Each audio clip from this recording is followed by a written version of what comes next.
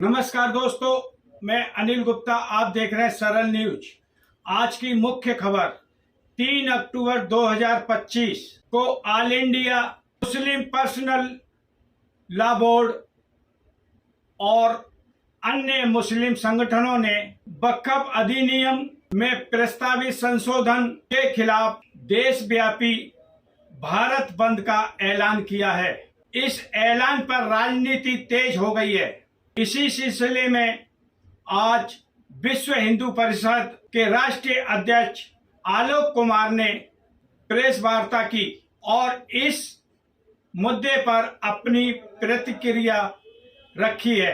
हमारे ध्यान में आया है कि all India Muslim personal law board ने वक्फ एक्ट में संशोधनों के खिलाफ एक देशव्यापी आंदोलन की घोषणा की। इसमें एक दिन सब मुसलमानों से आह्वान किया है कि वो अपनी दुकानें और संस्थान ये बंद रखें। मीडिया में इसको भारत बंद कहा जा रहा है और ये भारत बंद स्वेच्छा से होता नहीं है। इसके लिए अनेक स्थानों पर जोर जबरदस्ती और हिंसा भी होती है। इस आंदोलन का एक हिस्सा यह है कि दिल्ली में राष्ट्रपति भवन पर और राज्यों की राजधानियों में राजनिवास पर प्रदर्शन किया जाएगा और गिरफ्तारियां दी जाएंगी। सब राज्यों के मुख्यमंत्रियों को भी ज्ञापन दिया जाएगा। ये एक लंबा चौड़ा कार्यक्रम जिसमें प्रदर्शन है, गिरफ्तारी है, भारत बंद है, इसकी घोषणा हुई। हमें इस पर आश्चर्य हुआ। जब सुप्रीम कोर्ट का इंटरिम ऑर्डर आया था तो all India Muslim personal law board ने और जमीयत ने इसका स्वागत किया था। जमीयत ने तो यहां तक कहा था कि सुप्रीम कोर्ट के इंटरिम ऑर्डर से हमारी यह आशा विश्वास में बदल गई है कि भारत में न्याय अभी जिंदा है। यह भी कहा गया था कि यह सुप्रीम कोर्ट का निर्णय संविधान की भावना की जीत है। ऐसा कहने के बाद में यह आंदोलन क्यों हो रहा है? और विशेष तौर पर यह बात कि ये दोनों मुस्लिम पर्सनल लॉ बोर्ड भी और जमीयत भी, इन्होंने सुप्रीम कोर्ट में इस एक्ट को चुनौती दी है। एक बार सुप्रीम कोर्ट को चुनौती देने के बाद, एक बार इस एक्ट को सुप्रीम कोर्ट में चुनौती देने के बाद निर्णय की प्रतीक्षा किए बगैर आंदोलन करना यह असंगत है। हमारी चिंता यह है कि बबाफरात हजरत मोहम्मद साहब का जन्मदिन, वह दिन भारत के लिए शांतिपूर्ण नहीं रहा। देश के अनेक स्थानों पर उस मौके पर हिंसा और झड़पें हुई हैं, संपत्ति का नुकसान हुआ है। 5 सितंबर के बाद भी जो कार्यक्रम आयोजित किए जा रहे हैं उसमें से अनेक कार्यक्रम हिंसक हो रहे हैं। इसलिए हमको ये डर है, आशंका है कि यह जो कार्यक्रम घोषित किया गया है इसमें शांतिपूर्ण रहने की आशा कम है और यह आशंका ज्यादा है कि उसमें हिंसा हो सकती है, तोड़फोड़ हो सकती है। हमारा कहना है कि ये सब आयोजन शांतिपूर्ण ढंग से हो, इसकी पहली जिम्मेवारी और बड़ी जिम्मेवारी उन संगठनों की मानी जाएगी जो ये कार्यक्रमों का आयोजन कर रहे हैं। कार्यक्रम उनके नियंत्रण में रहना चाहिए, भारत के कानून और संविधान के अनुसार होना चाहिए।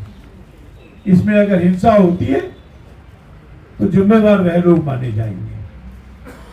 हम भारत सरकार से और राज्य सरकारों से भी कह रहे हैं कि वो अभी से इसके बारे में सावधानी बरतें।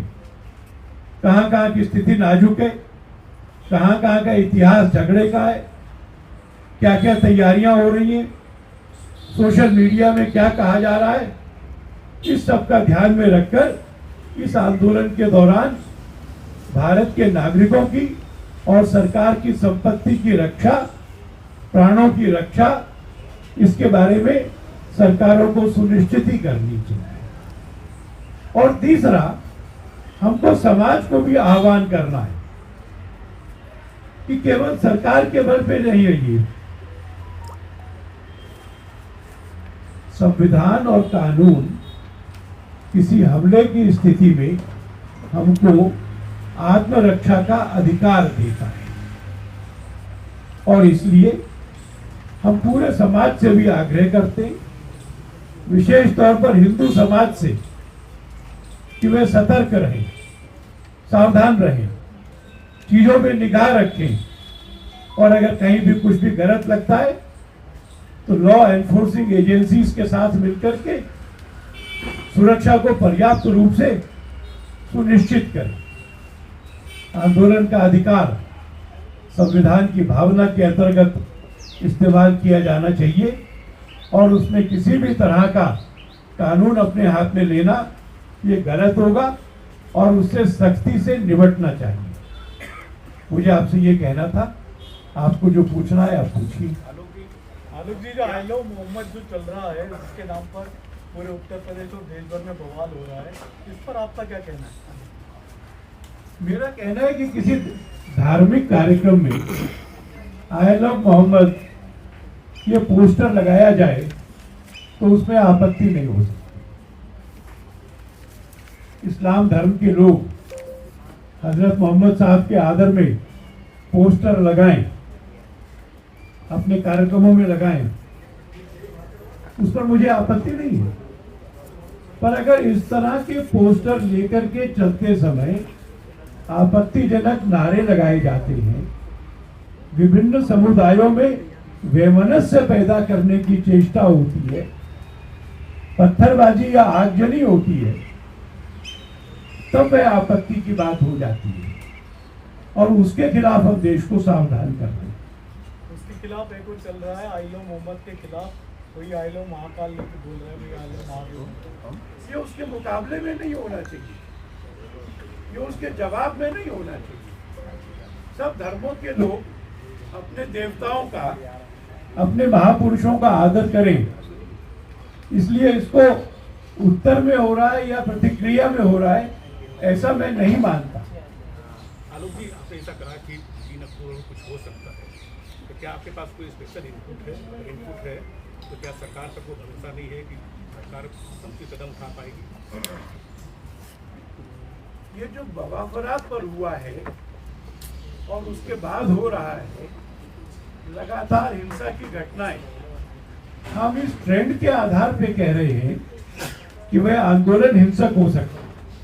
केवल 3 अक्टूबर का नहीं, उसके बाद में जब प्रदर्शन होंगे और गिरफ्तारियां होंगी उसका भी।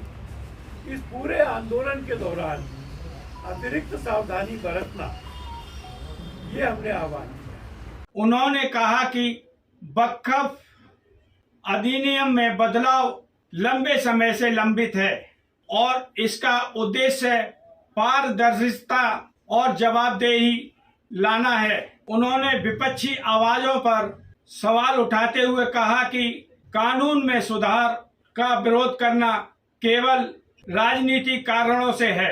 आलोक कुमार ने केंद्र सरकार से आग्रह किया है कि वह इसमें जनहित को प्राथमिकता दें और सुधारों को लागू करें। भारत बंद के ऐलान और प्रेस वार्ता के बाद अब साफ है कि आने वालों यह मुद्दा राष्ट्र के स्तर पर और ज्यादा चर्चा में रहेगा। सरकार एक तरफ सुधार लागू करने का दबाव है तो दूसरी तरफ धार्मिक संगठनों का कड़ा विरोध है कि 3 अक्टूबर के भारत बंद का क्या असर होता है। आप देख रहे हैं सरल न्यूज, अनिल गुप्ता की यह रिपोर्ट।